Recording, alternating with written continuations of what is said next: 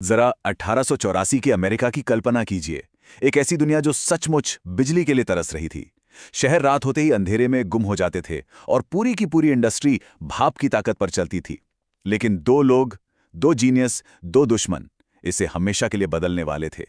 और उनकी ये लड़ाई दुनिया को हमेशा के लिए रोशन करने वाली थी। ये कोई मामूली तकनीकी बहस नहीं थी। नहीं, ये भविष्य के लिए एक जंग थी।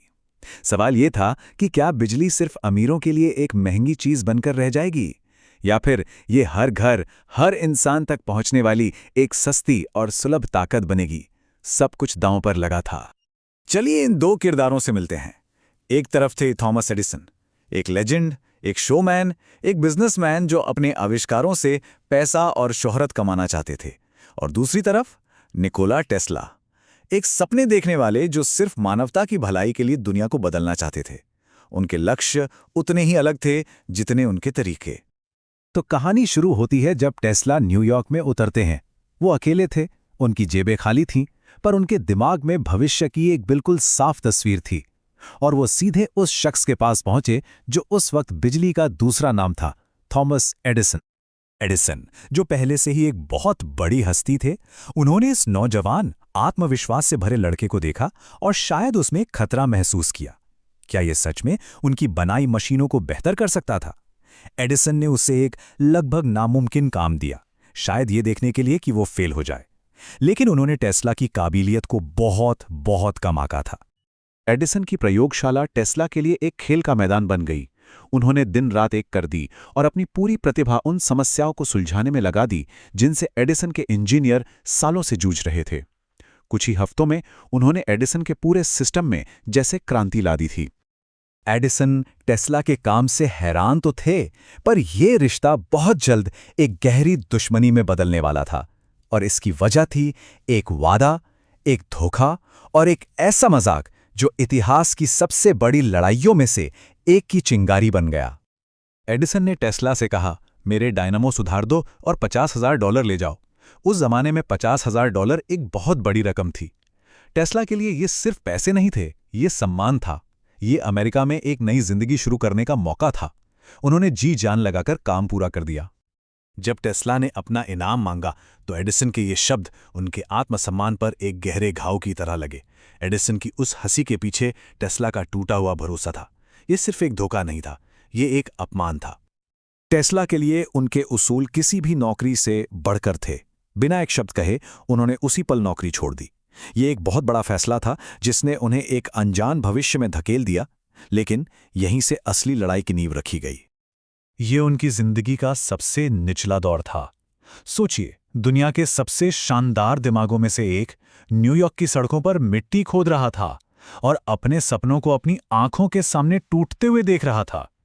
यह किसी भी इंसान को तोड़ने के लिए काफी था। लेकिन टेस्ला के दिमाग को जंजीरों में नहीं बांधा जा सकता था। भले ही उनका शरीर मजदूरी कर रहा था, पर उनका दिमाग तो ऊंची उड़ान भर रहा था। वो एक ऐसे भविष्य की कल्पना कर रहे थे जिसे कोई और देख ही नहीं पा रहा था। और उसी धूल मिट्टी में एक क्रांतिकारी विचार ने जन्म लिया। देखिए, एडिसन का सिस्टम था डायरेक्ट करंट, यानी डीसी। इसकी सबसे बड़ी कमी ये थी कि ये ज्यादा दूर तक नहीं जा सकता था।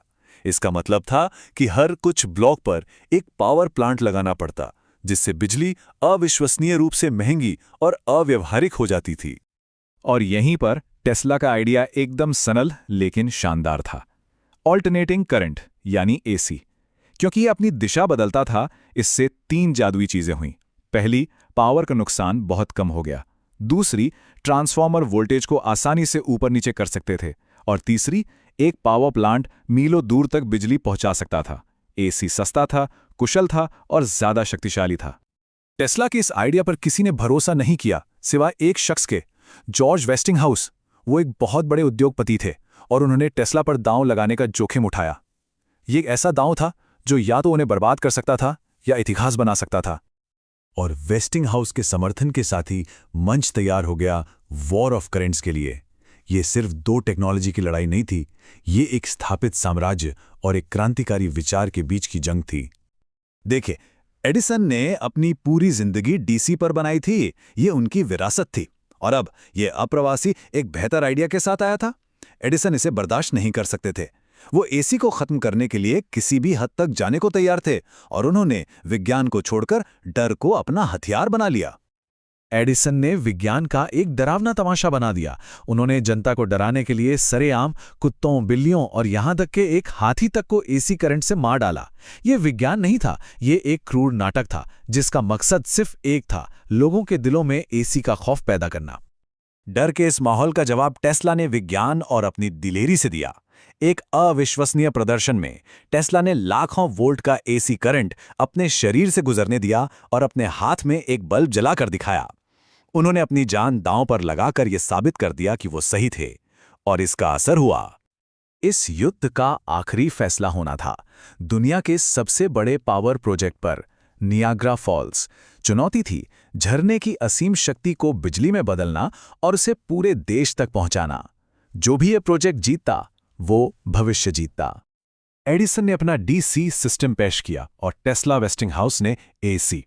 महीनों की बहस के बाद प्रोजेक्ट कमेटी ने डर के ऊपर विज्ञान को चुना और 1896 में वो ऐतिहासिक पल आया जिस क्षण नियाग्रा फॉल्स की शक्ति ने बफलो शहर की सड़कों को रोशन किया। उसी पल दुनिया हमेशा के लिए बदल गई।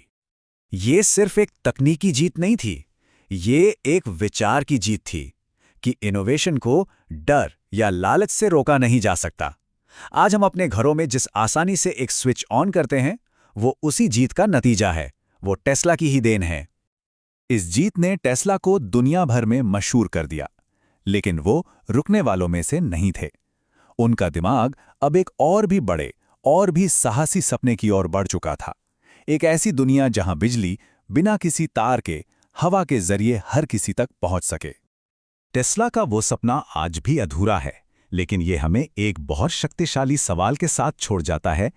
क्या हम कभी उस महान दिमाग के अंतिम सपने को साकार कर सकते हैं और एक ऐसी दुनिया बना सकते हैं जो तारों से पूरी तरह मुक्त